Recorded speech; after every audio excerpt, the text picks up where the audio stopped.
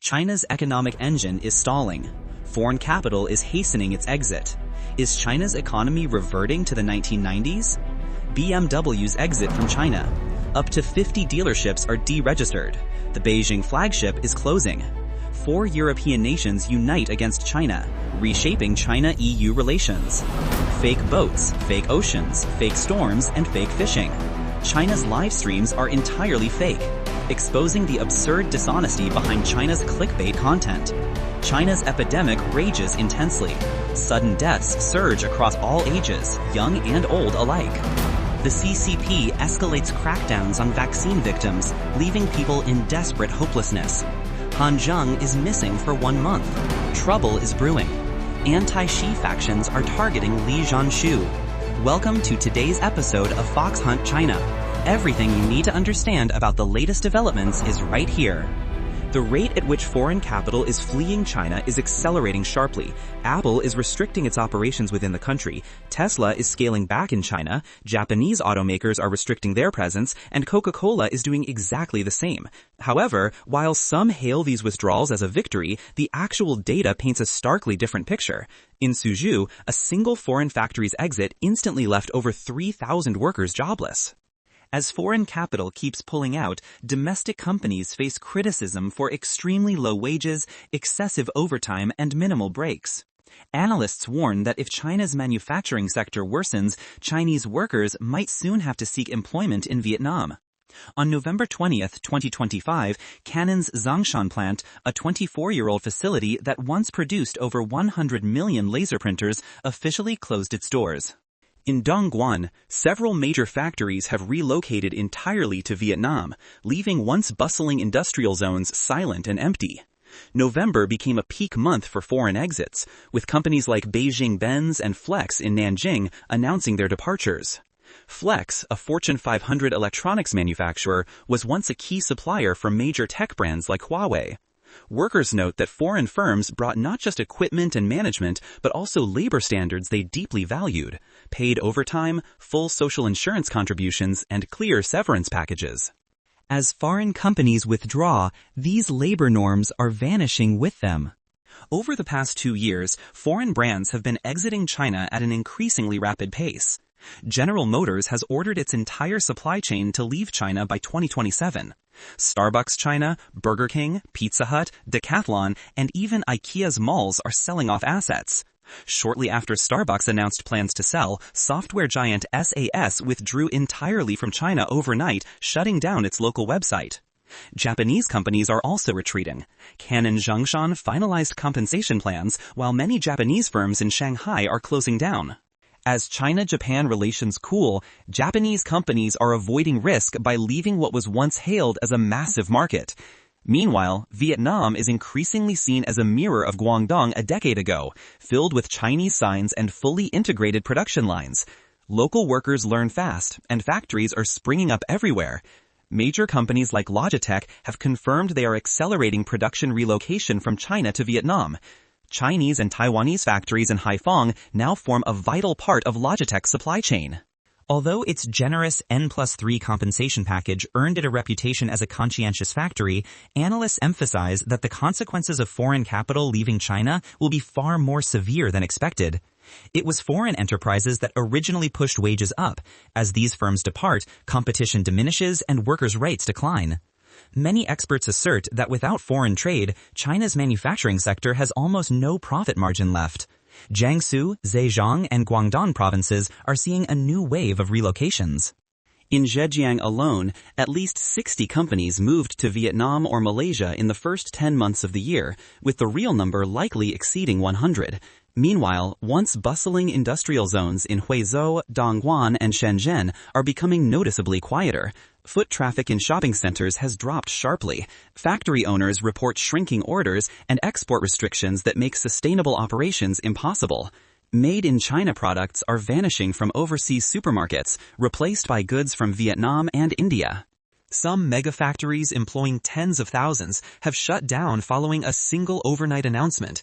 Analysts conclude that China's economy is entering a deep decline. The capital exodus, factory bankruptcies, and rising unemployment are likely to trigger widespread social instability. As the economy crumbles, everyday life becomes harder, grievances grow, and disputes intensify.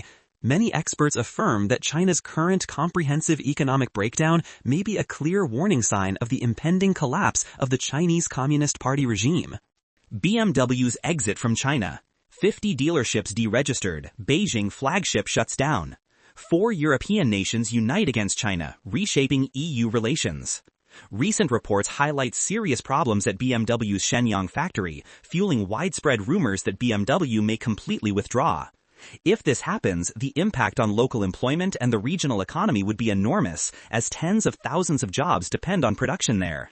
BMW once contributed significantly to Shenyang's GDP, standing as a symbol of industrial success. That success, however, now faces unprecedented pressure. Key models like the 1, 3, and 5 series, along with various electric versions, are all affected. Workers report that since November, rotating shifts and extended production shutdowns ranging from a few days to a week have become the norm. Meanwhile, a major BMW 4S dealership in Beijing, operating for 13 years, has closed permanently.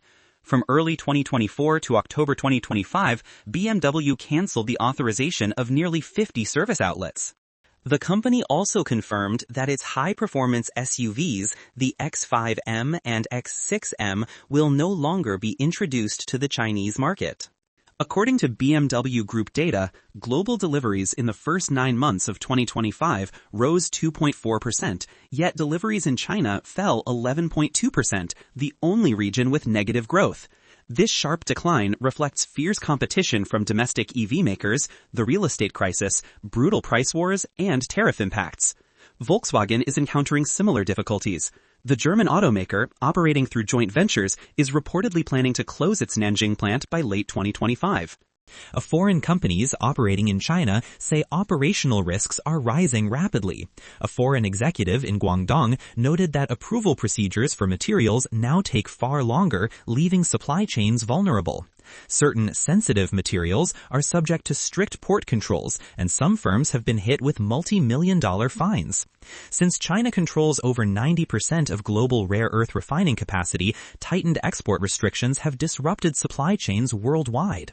Although Beijing temporarily relaxed some restrictions after the Xi-Trump summit, industry insiders remain worried, recalling past incidents when similar controls halted European production lines.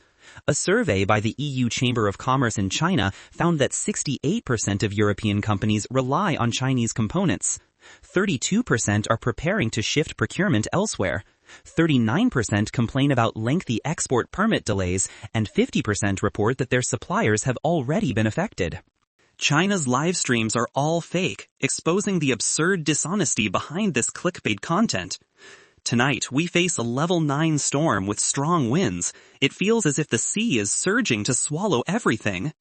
And yes, they claim this is a live stream from the sea, not a backdrop. But the broadcast images immediately triggered a wave of skepticism. While the wind howled and waves roared, the boat on screen didn't shake at all. Even though the host repeatedly insisted he was battling harsh weather, viewers flooded the comments with doubt. From crystal-clear underwater videos showing divers capturing fish, shrimp, and crabs with documentary precision to dramatic ocean harvests, millions tuned in. But secret footage revealed the truth. The diver merely dipped his face in shallow water and picked up crabs placed there minutes earlier. The sea creatures sat unnaturally still, suggesting they were staged props. Viewers were stunned. Many admitted they expected fakery, but not to this degree. The beachcombing trend was also exposed as a mass fabrication. Those soothing clips of waves washing crabs ashore were actually prepared scenes. Crabs, fish, and shellfish all appeared conveniently, prompting viewers to joke that these animals behaved better than household pets. Live staging is widely used not just for entertainment, but for profit. Creators use it to sell products, promote apps, or drive registrations for various platforms. In some cases, scenes are staged indoors where one person places the eel or fish and another pretends to discover it. By promoting app downloads, these streams generate significant income. As one insider admitted, "Even I know it's fake and still watch. Imagine how many people don't know." Against this chaotic backdrop of online deception, a more troubling pattern emerges: systematic dishonesty from official channels. The CCP continues to craft manufactured realities to guide public perception. One example is the now deleted promotional video produced by CCTV and Meituan. In it, a former graphic designer quits his job to become a food delivery rider in pursuit of a more beautiful life. The video was heavily criticized as tone-deaf, painting delivery work as liberating while ignoring actual pressures, late fines, and dangerous driving conditions. In stark contrast, a video from Kunming went viral days later, showing a delivery driver trying to eat while holding his young child. Viewers compared this with CCTV's polished portrayal, noting how the two realities seem to exist in parallel universes. Ironically, days after glorifying delivery workers, local governments launched a nationwide campaign to confiscate older electric bikes, essential tools for low-income laborers. Although framed as a safety measure, critics argue that seizing private property without consultation violates basic rights. The contradiction between propaganda and policy fueled widespread frustration. Meanwhile, state media circulated a new study from Peking University claiming that women who have 3 or 4 children face the lowest mortality risk. Many instantly recognized this as pro-natalist propaganda. Previous reports even claimed that women grow taller after giving birth. One allegedly gained 3 centimeters, while another supposedly shot up from 163 to 170 centimeters after her second child, prompting netizens to joke that a third child might turn them into the next Yao Ming. While real problems like sky-high housing prices, stagnant wages, and collapsing healthcare remain unaddressed, authorities keep churning out these fantastical narratives. Compared to such large-scale official deception, the lies of small-time fake live streamers seem almost trivial. A final viral clip illustrates the depth of manufactured perception. A girl asks an elderly man if he hates Americans. He says yes. When asked if Americans ever wronged him, he replies no, but adds, "Others hate them, so I hate them too." China's epidemic rages fiercely. Sudden deaths are surging across all ages. The CCP is escalating its crackdown on vaccine victims. China faces a rapidly escalating winter epidemic, with official reports pointing to the simultaneous spread of multiple flu strains and a sharp surge in deaths.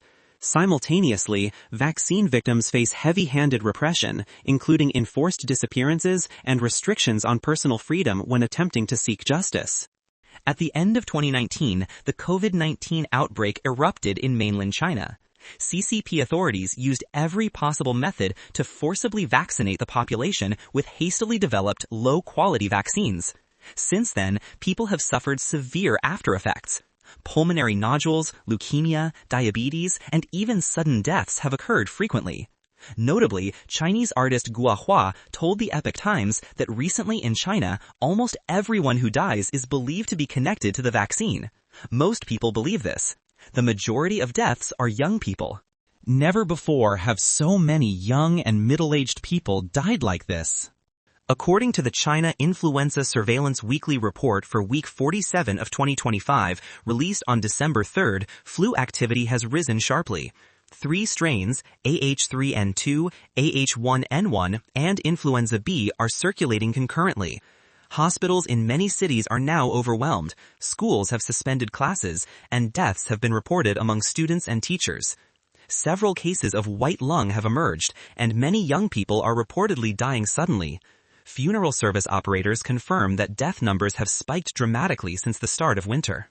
Mr. Wu, running a funeral company in Anhui, states, "It's crowded with the dead. 9 out of 10 died from illness. Many cases are cerebral infarctions or brain hemorrhages. Illness spares no age. Working in the funeral business now is like selling vegetables in a market." Viral videos show traffic jams near funeral homes. A mortuary makeup artist in Harbin reports a very high number of daily deaths, with a rapidly increasing proportion of young people. She recounts cases of victims in their 30s and 40s. As the death toll rises and hospitals reach breaking point, the situation for vaccine victims becomes even more tense. They claim that instead of investigating or offering compensation, the government has intensified its crackdown. Chan DeLong, a vaccine victim, was detained by police on November 27th. On December 1st, Sun Nana, who developed lupus after vaccination, was confronted in her Beijing hotel by police who forcibly dragged her to the ground. She stated, "We are vaccine victims, not criminals. You are pushing me to a dead end." Han Zheng has been missing for 1 month. Trouble is brewing as anti-Xi factions target Zhanshu. China's Vice President Han Zheng hasn't appeared publicly since the Doha summit on November 4th. His absence has sparked widespread speculation. Rumors are circulating that he defected to Russia or sought asylum. Political commentator Chen Pokong suggests 3 possible explanations. First, the vice president role is largely ceremonial, so his public engagements are limited. Second, he might simply be ill. The third possibility is political trouble, though Chen sees this as unlikely, noting Han Zheng's balanced relationships and low profile.